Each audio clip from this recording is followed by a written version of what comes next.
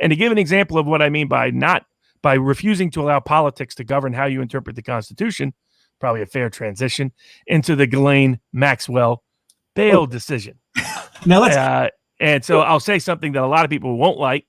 I know because they've already made it clear to me. But the Eighth Amendment is there for a reason. We cannot use bail to punish people. And I understand why people want Ghislaine Maxwell punished. There's a lot of evidence out there that would justify a severe punishment, that would justify excluding her from civil society. But that isn't what the bail is about.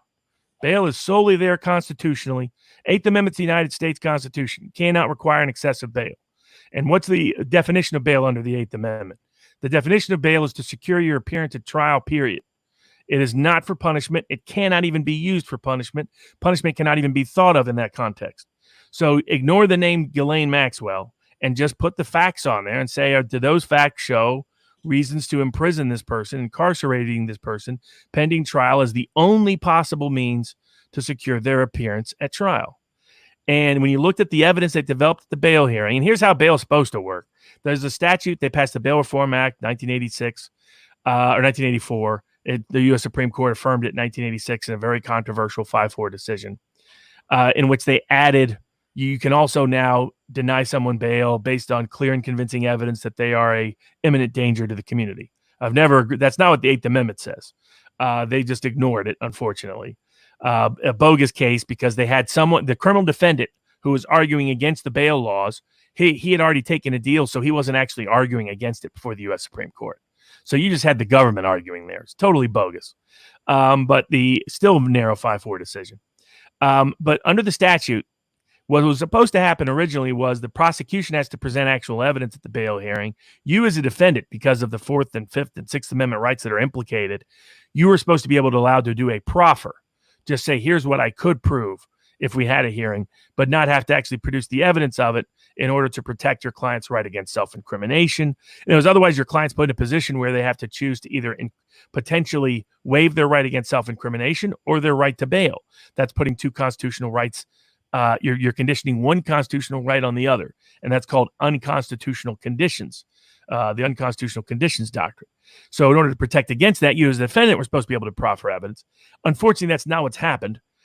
These days, what happens, they allow the prosecutors to proffer evidence, often require the defendants to effectively produce evidence, and often presume, and the legal standard is supposed to be, does the court find, based on evidence, by a preponderance of that evidence, that there is simply no way possible to make sure this person shows up for trial other than custodial incarceration.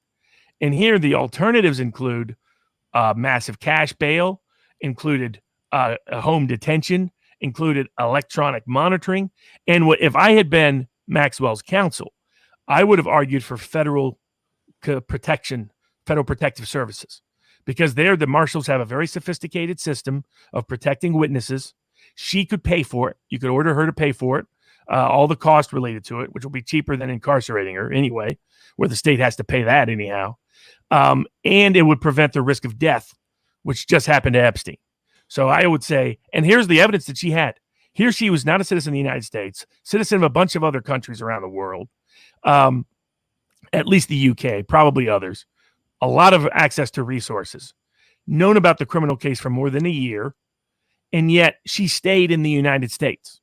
And they're like, well, she was kind of hiding out in New Hampshire. Not really. She simply didn't identify her name on the property deed because she'd had a whole bunch of death threats. So she didn't hide out from the feds. The feds didn't have any problem picking her up. They knew she was legally represented. She knew that they could be coming in any moment. And yet she never fled the United States. So if she wasn't going to flee now, why is she suddenly going to flee after she's arrested? That's number one. Number two, how is she going to flee? If you're on home detention and electronic monitoring, or if you're in federal protective services, there's no history of those people escaping.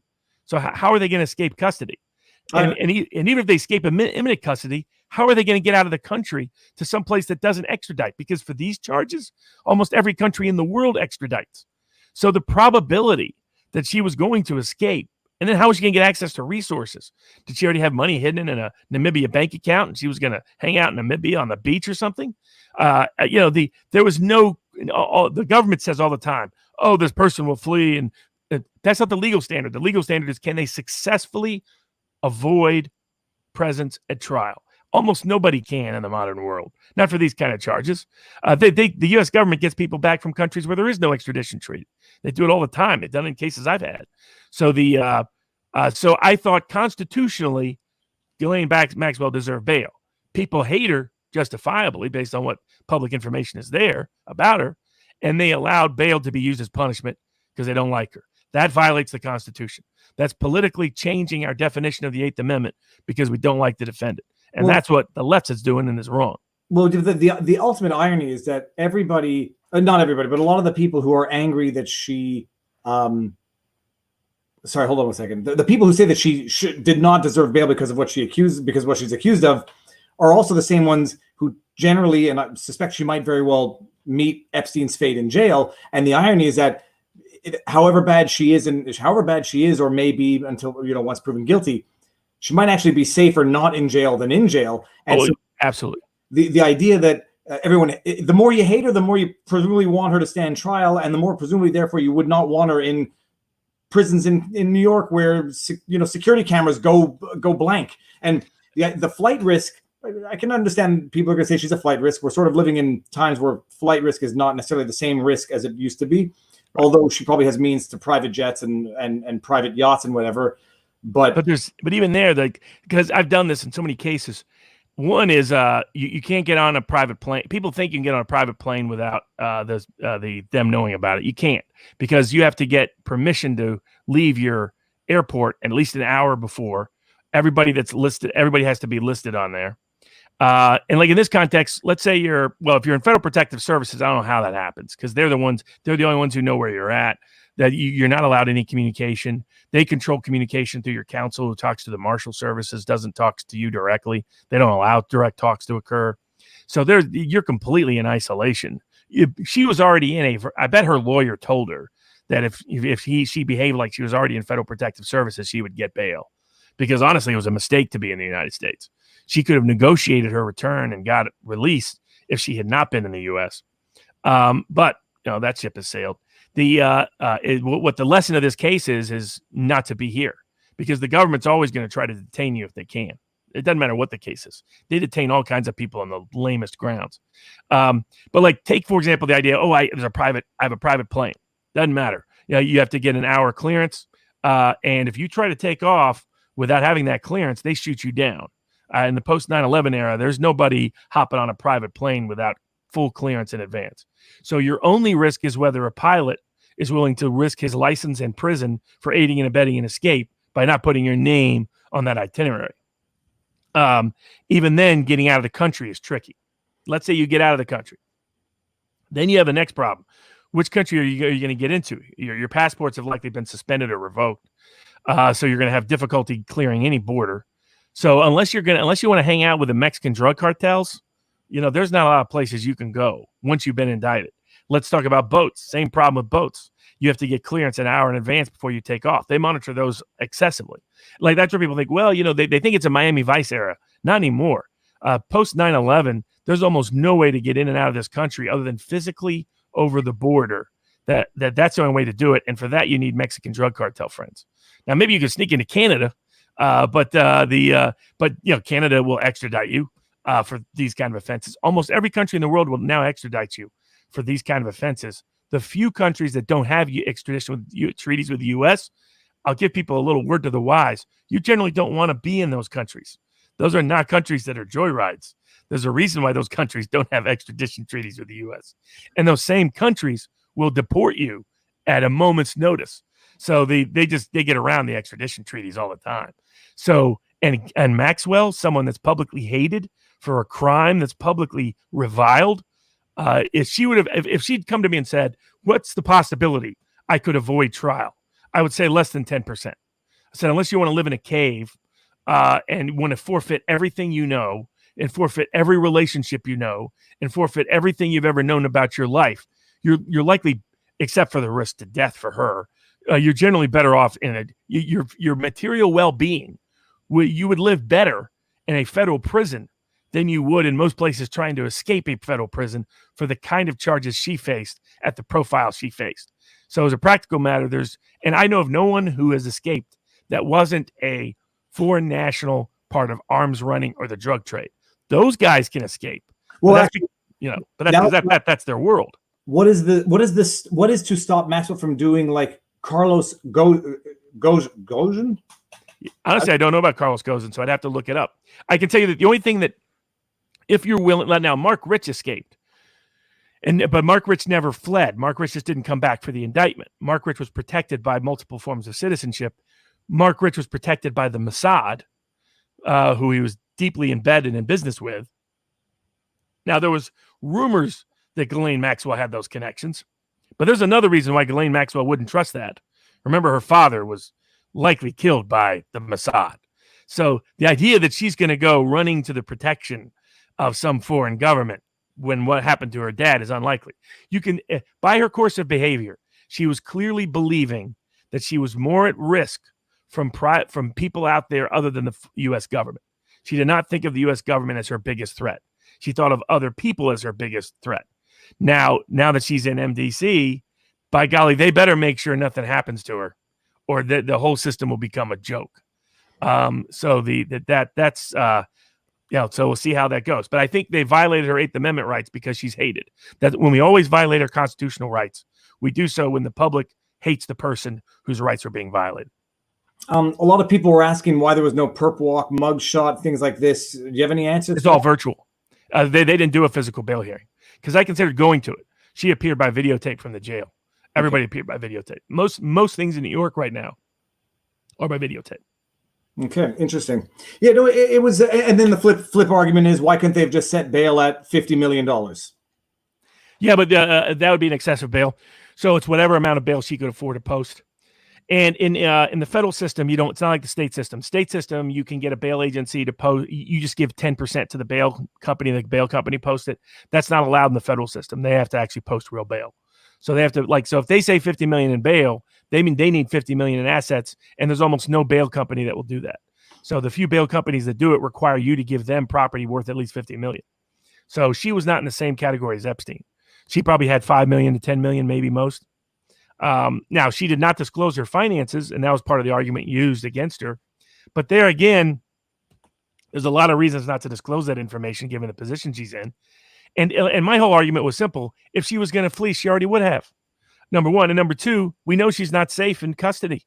So put her in Federal Protective Services, she might be safe, but no way she's going to be safe in a New York facility because Epstein just got killed, just got whacked. We all know it. I would have made the court system feel humiliated and embarrassed by all that. Her lawyers did not even raise it. So that's because they're conventional lawyers who probably went, hey, look, we were here the whole time. My client was here the whole time. Didn't have to be here the whole time. Surely they'll just apply the law. No, in political cases, they don't apply the law. They bend the law to fit whatever politics they want, or they just break the law to fit what politics they want. Her lawyers did not serve her well.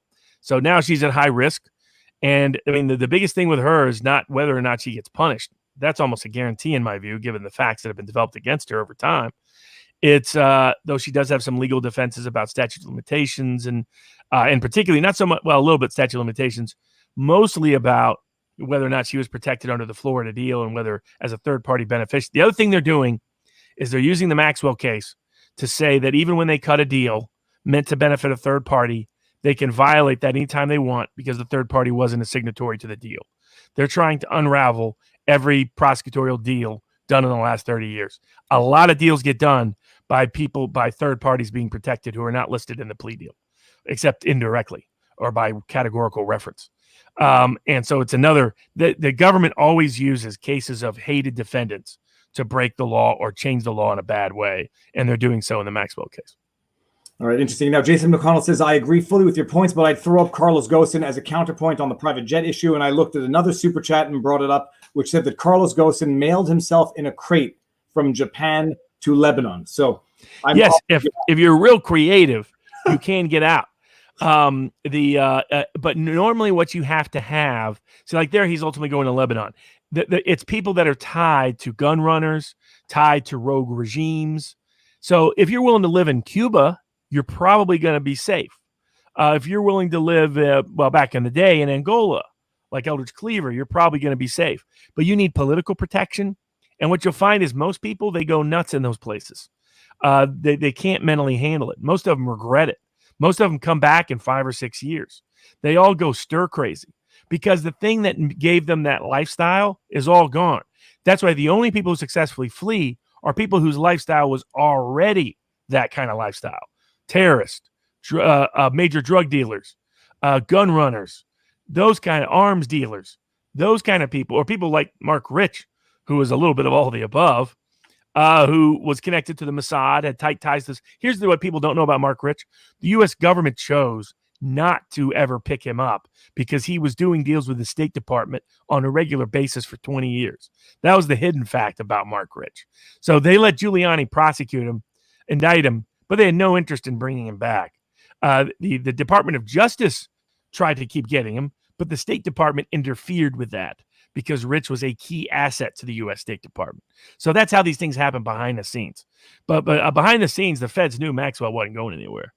They don't care because either they want to prove to everybody that Epstein was a one-off, or maybe these are not the most straightforward prosecutors who don't mind if she dies. Because the biggest thing with Maxwell is not whether she gets punished at this point. It is solely the information that's in her head that is the last one left who has that information, and whether she gets to tell it to the world or not. So we're going to find out whether or not that occurs. My guess is that it never occurs. Something's going to happen between now and then. Well, my guess is I figure even if she has the information in her head, I think there's going to need to be some material evidence to support it, because a lot of people might write it off as just what someone says. There's got to be pictures or videos, or she has to have access to a stash of evidence, which... Well, she gave. I guarantee you she has evidence that would put Prince Andrew into prison in the United States.